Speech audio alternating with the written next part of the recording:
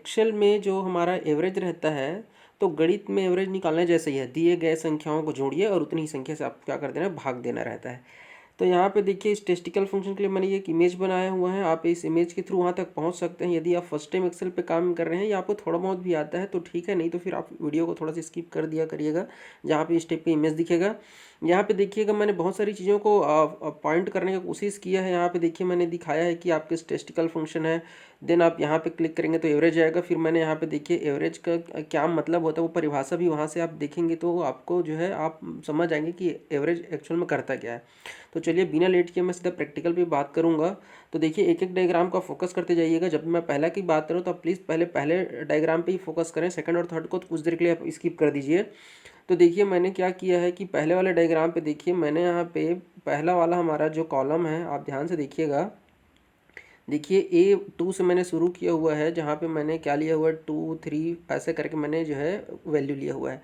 अब देखिए मैंने पहले तरीके में बताया है कि आप एवरेज निकालने के लिए आपको देखिए जो फंक्शन होता है ना, उसमें सबसे पहला चीज़ याद रखेंगे आप कि फंक्शन की शुरुआत इक्वल ऑपरेटर से, तो इसलिए मैंने इक्वल लिखा है, फिर मैंने एवरेज लिखा हुआ है। आप क्या करेंगे, कंप्यूटर में जैसे ही AVE लिखेंगे ना, आपके सामने वो फंक्शन को सजेस्ट करेगा, आप एवरेज को सेलेक्ट कर लीजिएगा। अब पहला एग्जाम्पल में मैंने कॉमा का प्रयोग किया। देखिए वैल्यू को पुट करने के लिए दो तरीके हैं, दो और तीन तरीके हैं, उसमें से एक तरीका होता है कि आप कॉमा कर करके लिखिए। तो देखिए मैंने क्या किया लिया, अलग अलग सेल से वैल्यू को उठाया है। देखिए मैंने मैनुअली 2 फिर कॉमा फिर सेकंड वैल्यू 3 फिर ऐसे कॉमा कर करके किया है, ठीक है। जैसे ही आपका हो जाएगा ब्रैकेट ओपन और क्लोज करिएगा, आप इंटर बटन दबाइएगा, यहाँ पे रिजल्ट आ जाएगा। तो जो भी रिजल्ट आएगा आप यहाँ पे रिजल्ट यहाँ पे आपका इस सेल में मतलब B2 में आपका क्या हो जाएगा, रिजल्ट जो है आपका प्रदर्शित होगा। अब बात करते हैं, ये तो हो गया आपका वैल्यू आपने पुट किया। यहाँ पे बाई एड्रेस मैं बता रहा हूँ, ये आपका वैल्यूज़ के थ्रू हमने एवरेज निकाला, यहाँ पे हम एड्रेस के थ्रू। देखिए क्या है, ये जो 23873 है उसका हमने एड्रेस लिखा। देखिए A2 में है, A3 में है, तो कॉमा कर करके हमने क्या लिया यहाँ पे एड्रेस के थ्रू किया है, मैनुअली किया है एक एक को, इसलिए मैंने कॉमा लगाया हुआ है और एड्रेस लिखा इसलिए A2 A3 और यहाँ पे मैंने वैल्यू को लिखा हुआ था। अब थर्ड वाले क्वेश्चन में देखिए मैंने थर्ड में क्या किया हुआ है। अब मैं क्या कर रहा हूँ, जो सेकंड तरीका है मैंने बताया आप कॉमा लगा लगा करिए, दूसरा तरीका होता है आपका कॉलन लगा के। तो देखिए क्या होता है, यदि इस प्रकार से वैल्यू यदि सीधा सीधा एक कॉलम में हो या एक रो में हो, ये देखिए इस प्रकार से यदि आपका जो वैल्यू है यदि एक कॉलम में हो या एक रो में हो, तब आप क्या करिए, ये जो थर्ड तरीका उसको यूज़ करिए। फ़ायदा ये है कि आपका समय बच जाता है, आपको कॉमा करने की ज़रूरत नहीं है। देखिए क्या करिए, सब कुछ वैसे ही है, इक्वल का चिन्ह लगाएंगे, एवरेज लिखेंगे।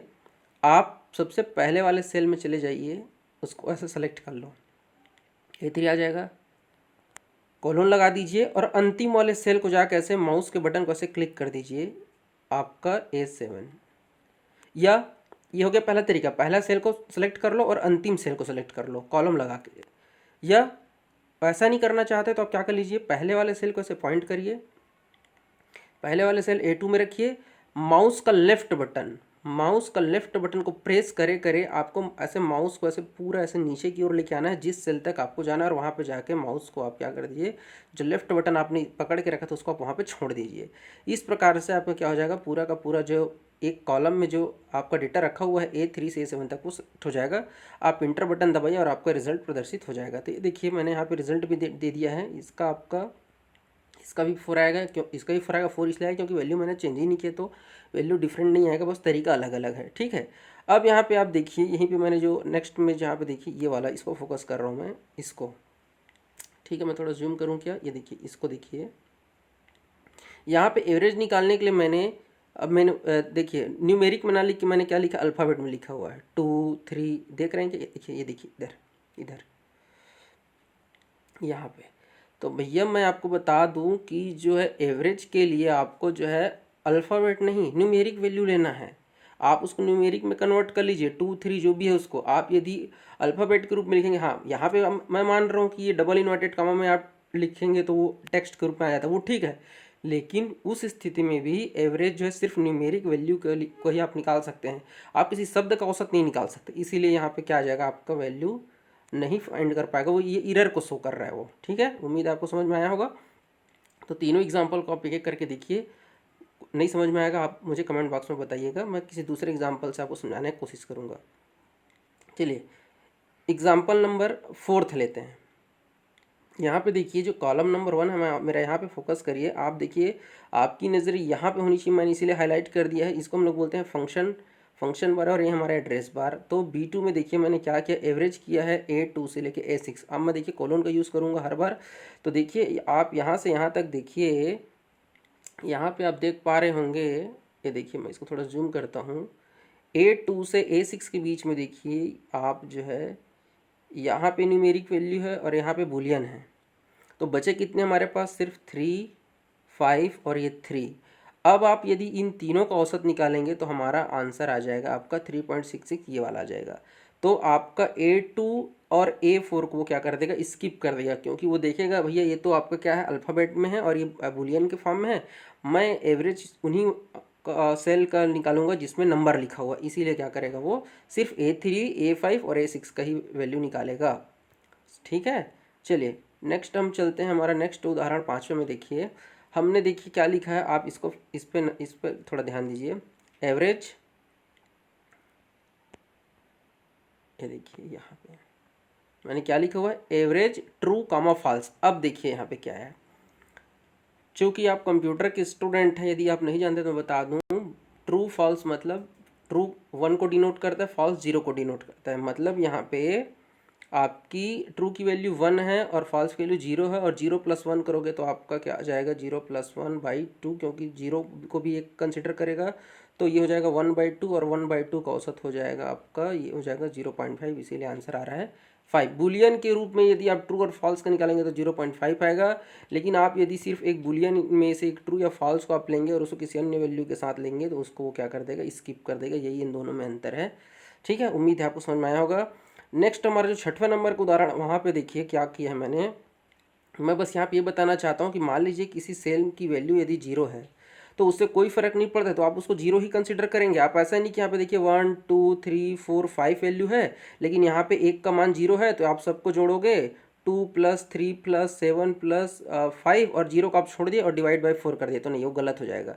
आप उसको 0 ही मानिए और आप इसको सबको जोड़ के आप 5 से ही भाग देंगे आप। ठीक है, तो यदि किसी सेल में मान 0 लिखा हुआ है तो उसको आप क्या करेंगे, उसको भी आपको गिनना पड़ेगा, उसको भी आपको क्या देना पड़ेगा, औसत देना पड़ेगा।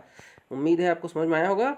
चलिए नेक्स्ट क्वेश्चन की ओर बढ़ते हैं हमारा। अच्छा, इसी में कुछ और एग्जांपल देख लेते हैं। चलिए, तो देखिए मेरा 7वें में मैंने क्या किया हुआ है, इस प्रकार देखिए, अभी मैंने आपको कॉलम में दिखाया, अब मैं रो की फॉर्म में बता रहा हूँ। देखिए मैं एक रिजल्ट के लिए यहाँ पे मैंने बना के रखा हुआ है। यहाँ पे देखिए मैंने यहाँ पे क्या किया है, अलग अलग सब्जेक्ट का, देखिए यहाँ पे मैथ है, इंग्लिश, ऐसे ही देखिए यहाँ पे सब्जेक्ट का नाम लिखा हुआ है। अब मुझे इस बंदे का, राज नाम के स्टूडेंट है, उसका मुझे यहाँ पे क्या करना है, इसका आप मुझे एवरेज निकालना है। तो मैंने क्या किया, आप देखो कॉलम के रूप में कैसे मैंने इसको मतलब एवरेज निकालने के लिए कैसे सेलेक्ट करूँगा। ये देखिए यहाँ पे पहला एड्रेस क्या है आपका, यहाँ पे B2 है, और अंतिम एड्रेस क्या है, कोलोन मेरा G2 है। ठीक है, तो ये क्या करेंगे, एवरेज निकाल देंगे। अब देखिए यहाँ पे एक मैं नया चीज़ बताने जा रहा हूँ आपको, और उसको ध्यान से देखिएगा, इस डायग्राम पे फोकस करिए। देखिए एक्सेल का फंक्शन का परिभाषा में एक वर्ड लिखा रहता है, हमेशा आप किसी बुक में पढ़ेंगे या कहीं पे तो देखेंगे कि आप फंक्शन को एक बार बनाइए और उसको बार बार यूज़ करिए। मतलब आप फंक्शन को बार बार लिखने की आवश्यकता नहीं। देखिए यहाँ पे एवरेज लिखने का जो फार्मूला है वो तो सबके लिए कॉमन है। तो इधर जो 4 से 5 बंदे बच्चे हैं उनके लिए आपको हर बार फार्मूला लिखने की जरूरत नहीं। आप एक बार फार्मूला लिख लीजिए, इंटर दबाइए। अब इस फार्मूला को क्या करिए, इधर इधर सेम टू सेम इसको क्या कर दीजिए, कॉपी कर दीजिए। तो कॉपी करने का तरीका क्या है, आपको तो वही Ctrl+C Ctrl+V, वो तो आप करेंगे, वो भी ठीक है, कोई दिक्कत नहीं है। बट एक और आसान तरीका है, आप क्या करिए, यहाँ पे आपका जो है, आप कर्सर को लेके आइए, इसको ऐसे सेलेक्ट करिए, और आपको क्या करना है, लेफ्ट बटन को, किसको, लेफ्ट बटन को प्रेस करके रखना है, और उसको क्या करना है, आपको ऐसे डाउन जहाँ तक लेके जाना है उसको ऐसे खींच दीजिए। जैसे कि देखिए मैंने यहाँ पे आपको करके दिखाया हुआ है, ये देखिए, सेलेक्ट करिए, यहाँ पे देखिए ये ऐसे आ जाएगा। आप जैसे ही कर्सर को ले जाएंगे, आपको देखिए जो यहाँ पे आप फोकस करिएगा, आपका जो यहाँ पे प्लस का जो साइन बन रहा है वो उसको पकड़िए और ऐसे वहाँ तक आप उसको खींच दीजिए। ठीक है, इसको करके देखिएगा।